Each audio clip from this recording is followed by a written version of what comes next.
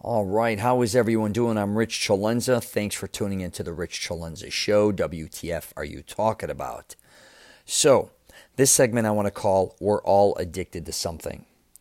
So, when I was growing up, I was around a lot of different people, with my father owning a nightclub. I was around a lot of family members also that were into drugs, alcohol, gambling, just, you know, any good and bad, all different types of addictions. I just have a massive family, and I always thought that I was the type of person who was very similar to my mother and father. My mother and father, I don't really believe, even though they both worked in a nightclub at a bar and everything, they didn't really have addictive personalities as far as any of that goes, because I think they looked at it as a business. And I was around drugs at a very young age, just not only being around the nightclub, but family members too. I had family members that were dealers, and I had a lot of family members that took drugs. Some of them ended up homeless, some ended up ODing. That goes for friends as well. And a lot I know have died of issues regarding alcoholism and all these different types of things. But I always thought I was kind of, for some reason, untouched with that. That really never fazed me. The only thing I really loved growing up was sports for the most part. And I loved movies. So I guess, I didn't realize I was kind of addicted to movies and sports. That's kind of what I'm going to get into here. And as time went on and I got older, I caught myself, I started to gamble. Some of my uncles, on both sides of my family, one side of my family is pretty wealthy, and he owned horses, and my uncle would take me to the track, highlight, even at a very young age. I would go to, not only in Illinois, but we'd go in South Florida too. And he would take me late at night, all different times, some of the best times of my life going with my uncle, and he was amazing at picking horses. I mean, he would always pick the top two, and he'd go to the Derby every year. And my godmother actually even owns her own horse ranch, which is amazing in itself. But on my other side of the family, more on the illegal side of gambling, running, booking and working at the track and all these different things, taking bets and loaning money and all these different things. I guess you could say more, the Chicago Italian type thing. I don't want to typecast it or whatever. And I liked that. I liked sports. I grew up loving boxing, football, obviously, basketball, all these different types of things. And then at a very young age, I started gambling out of high school. Just here and there, bullshitty things. And then I started booking at a very young age and kept doing it off and on, and gambled all over basically the United States and the Bahamas. So, let me get some water here. I liked gambling. One of my closest friends really fell in love with gambling. We started gambling very hardcore, traveling all over the United States. And we started to even go to casinos. We'd go into Indian reservations. And at the beginning, a lot of Indian reservations didn't have money to bankroll their casinos. So me and my buddies, Chicago buddies, and some New York buddies, we would go to these casinos. We used to go to, say, in Yucaipa, hypothetically, California. We'd go there, and you could take on a table. You could take on as many guys that were there, so you could come there with you would bankroll the table. You'd be like, all right, I got $5,000. They'd have a dealer for you. They would charge you, say, $2.50 per bet. You're the house, though. And then everybody there had to pay a fee of $2.50 per bet. Then eventually the casino, the Indian reservations, would make so much money off all these small little fees that they would have the money now to open their own casino. So we were doing that as well, besides booking. Besides gambling, my buddy moved to Vegas to become a professional gambler, so we're really consumed in it. And we were actually pretty successful. It wasn't like, and then we'd even be going to gambling boats ourselves. We traveled everywhere. I mean, not only Vegas, Bahamas, I'd take private charters to to Atlantic City. We even went to crazy places, Biloxi, like I said, the Bahamas, and we'd go all over the place. Illinois, like when they started opening these gambling boats, all over the place. We just loved gambling. And I realized that I think I started to have an addiction, obviously, but it was a successful addiction, so I didn't look at it as an addiction. And then I ended up having a daughter, and I actually got out of gambling because I just didn't. I was getting very aggravated and emotional if I lost. And I was actually looking at it like, hey, these people, like, they're taking money out of my, food out of my kid's mouth. I was getting crazy. I couldn't even handle it. So my buddy was in Vegas. So I kind of bowed out. I was kind of exhausted from gambling, I think, for so many years.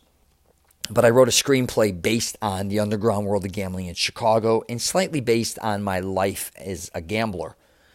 It's called Sore Losers. If you get a chance, you might want to check it out. It's pretty cool. I mean, not everything in there is, realistic, but there are a lot of realistic components in there of what we did, how we lived, the dialogue. I took it all, I kind of made a documentary style film, mockumentary.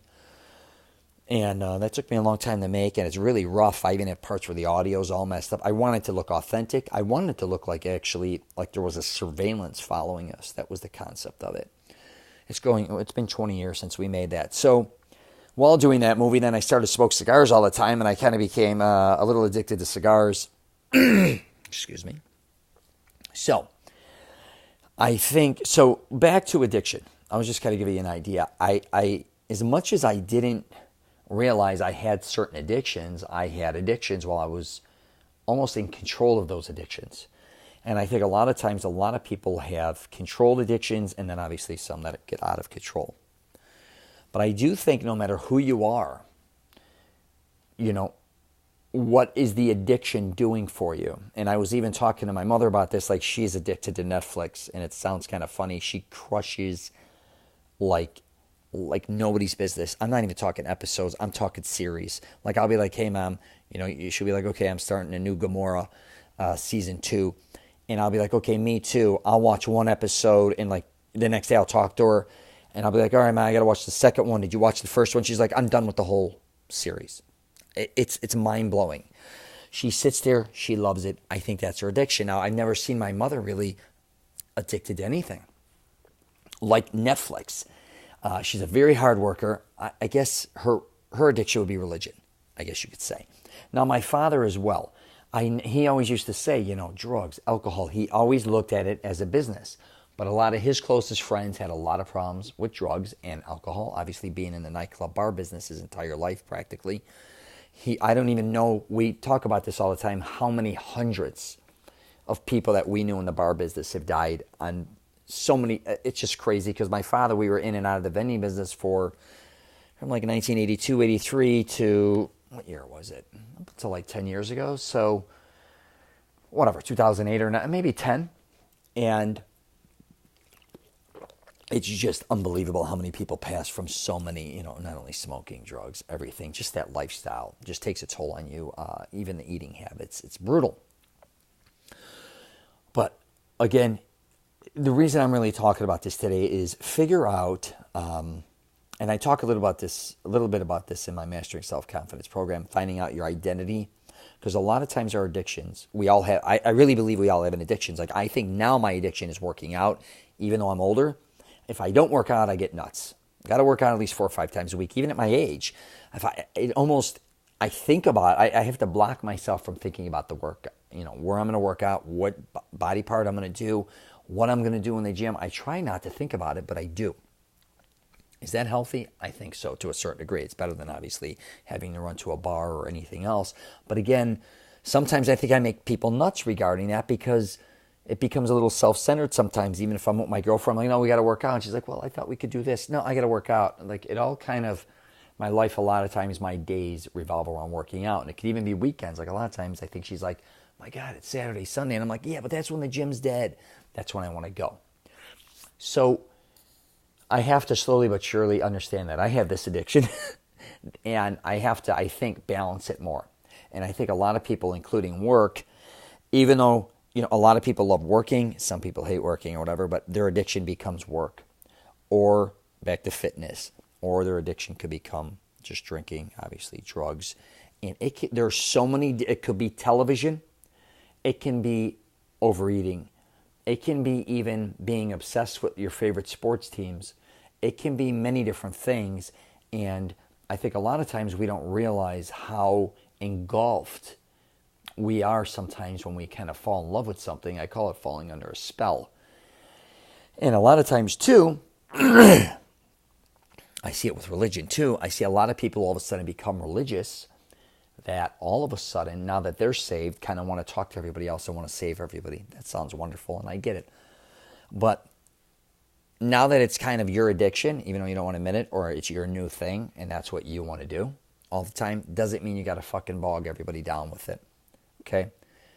And that goes for politics too, especially. Now, a lot of people now all of a sudden, in the last few years, all of a sudden are an expert in politics, right? Their addiction now, and I could see it, a lot of people, they watch, and there's nothing wrong with it. Don't think I'm saying there's nothing wrong with it, but they become a little obsessed with the news, with social media, with their political beliefs now, arguing with people and all these other things. Again, are you addicted to, like, what is kind of, when it comes to an addiction, what is satisfying you with that? Is it the arguing, or is it just the knowledge, or, sometimes, and again, is your behavior turning a lot of people on and off? And again, that's up to you. But I think a lot of people don't realize, especially with politics, they're even posting online or when they're talking to people, and they're turning a lot of people off because they want to bog you down with their opinions, right? And just because you don't believe in what they believe in, or vice versa, it's wrong, or it always ends. But it's ridiculous to think that way. And I think that goes for a lot of different things in people's life, where if you have your values, which is understand, you have to be open-minded to understand other people's. And I don't have, when it comes back to the addiction, they call it the addiction, I don't have that gene where I get addicted to things. I find that ironic because if I lined up everybody I know, I can almost determine what I think they're addicted to. Now, that doesn't mean that it's ruining their life or anything. I don't mean it like that. But if they don't get whatever they want, like if they can't keep doing what they want to do in certain specific things, it really starts to interfere with their life. And I'm not talking about their children or work necessarily as much. I'm talking whatever fix they get, and it could be, again, like I was saying, food, it could be drugs, could be alcohol, could be religion, could be politics, could be many things, fitness, whatever the case may be. Just pay attention to it, because I think a lot of times we just need to balance it. I'm the type of guy, though, where it was amazing, because when I grew up in the bar business, I remember when I was like 10 years old, all my cousins came to my dad's bar one day. And my father, I think, just said, hey, guys, hang out. He had to go do something. And my cousins were like, couldn't believe they had all this liquor there. They were older. They were like in their late teens. And some were all, teenagers, even in college.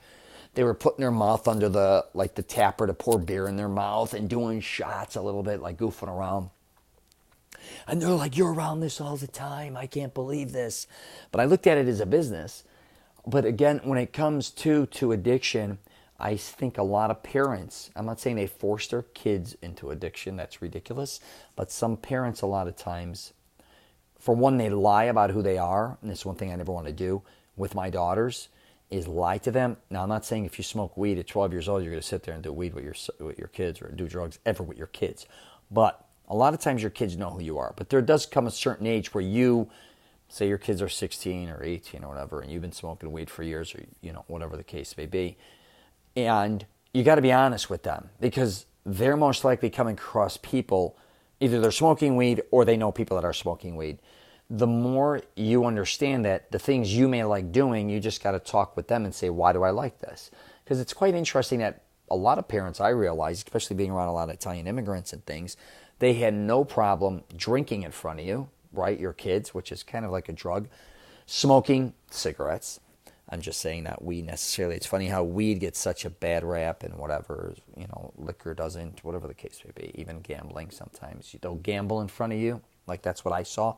Everything but, like, really publicly drugs with, a lot of my Italian immigrant grandparents and just my Italian family members in general. It's funny how there are rules for this, but this is good to be exposed, but this can't. I think you really got to be honest with your kids, because your kids are going to take on a lot of traits that you have, I think. I think it's almost, sometimes it's unavoidable. And really pay attention to that, because I think sometimes we pretend our kids aren't addicted to things, or our kids aren't going to do what we did, or all this type of shit, where you just got to be honest, I think, and start confronting your kids at a young age to say, hey, I did this and I didn't like that, or the way I did that didn't work out this way, or hey, you really, I think a lot of times, not always be so judgy, especially when dealing with people who have major addictions, because it really is I'm not a scientist or a philosopher. I don't have every answer. Like saying, is addiction a mental thing? Is it hereditary? Is it all these things? I don't care what any of that is. I just want to help somebody. And I get a lot of times, though, when you have friends, family members, colleagues that kind of put you in a bad position, hypothetically, say they like to do drugs and you don't want that in your car, or you don't want to be going out with them where they're passing out, or you got to take it to the ER. I get all that. You want to keep your distance. But at the same time, remember, a lot of times they're still your friends and colleagues, and a lot of times you may be the one that help them either break that addiction or at least get it under control. And here's the truth regarding a lot of people that do a lot of things regarding drug, alcohol. A lot of people can't control it. They don't talk about that. You only really hear the stories of all the people that are ODing, all these different types of things, because I have a lot of friends still, middle-aged, still party hard when they want, still have unbelievable careers, have businesses, take care of their kids. So a lot of times putting, I think what would I call it, like, this guy does coke once in a while, he's a druggie. It's not necessarily true. He just likes to have a good time once in a while. Same with weed. Same with like saying somebody drinks once in a while, he's a drunk. It's ridiculous. I think sometimes we want to classify people according to how we just feel they should be, they should be stamped with. Like, you're this, you're that. That's not true. Now, don't get me wrong. There's obviously, addiction is a major problem in the United States. I guess globally as well. But I just wanted to kind of go over that with people because I think we all just need to be a little more understanding regarding addiction. And a lot of times, quit worrying about everybody else's problems or what they're addicted to and kind of pay attention to your own. Because again, it could be as simple as parents being addicted to what their kids are doing. I know that sounds crazy, but I think a lot of parents nowadays are like, their lives are so engulfed in what their kids are doing that their addiction almost becomes whatever their kids are doing or whatever they're involved with, instead of like, and then they're wondering why their relationship's falling apart or with their wife or with their girl, or it's shitty because all your focus is in, it could be your kids or your kids, your kids' sports or whatever your kid's doing, for instance. You kind of lose your own identity. And I really do believe that is almost a form of addiction. Is that good or bad? I think a lot of times you're like, that just shows how much I love my kid. Well, I also think maybe you're going too far with your kid. You need to give your kid space. The one thing I kind of liked about the 70s, I will say, my father wasn't always around. He just lived a different life.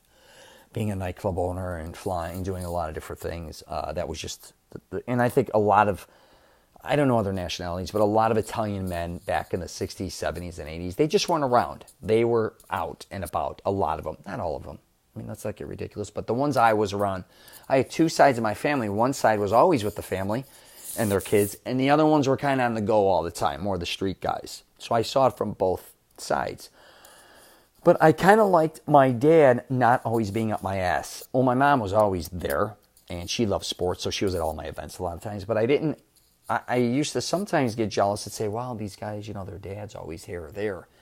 But I kind of liked having, my dad would come to town, come to my games or do, graduations and all that. And I was excited to see him, but I didn't have a helicopter parent. And I think I became a helicopter parent. I definitely did with my kids. My kids became my focal point, and before you know it, like I don't know if you ever heard my podcast, I became like a Mr. Mom, and I despised myself. And I think I had an addiction of almost being overly protective of my two daughters, where I won't let anybody, near them. I didn't trust anything. You got daughters, and you're kind of a nutcase.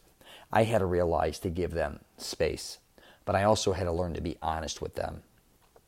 And I talk to one of my daughters all the time about that. She's like, you're the only one who tells me the truth. And I'm like, well, I hope I just never want to lie to you. And even though, now she's going on 20, but I just want her to know, I know that it's not easy. And I don't care who you are, your kids, your colleagues, friends, family, a lot of them look at porn, a lot of them drink, a lot like to do drugs off and on, a lot like to do, who knows what they do. Some even steal, some gamble, some, go to church, some do whatever. I really had to learn to be much more open-minded because I think, especially when I was younger, I was always the judger or the analyzer. So, again, that was just something I want to get off my chest. So, all right, we will wrap it up there. If you get a chance, you can check out my YouTube channel. I'm going to always be posting things regarding fitness, fashion, my program, Mastering Self-Confidence. If you get a chance, check that out. It's masteringselfconfidence.com. You can also go to my website, richcelenza.com. There's a lot of stuff you can check out there as well. And I'm on LinkedIn, Facebook, Twitter, and Instagram. And yeah, please be careful and don't. The one thing I will say regarding the last thing with addiction is, and I get sometimes being like, I still think I have an addiction of constantly creating things. And a lot of times that financially hurt me because some of them were obviously movies and some could be things that are very expensive to create. That could be good and bad having, I can't say it's the creative addictive gene, but I have that definitely. I think my father has that. I don't think my mother has that.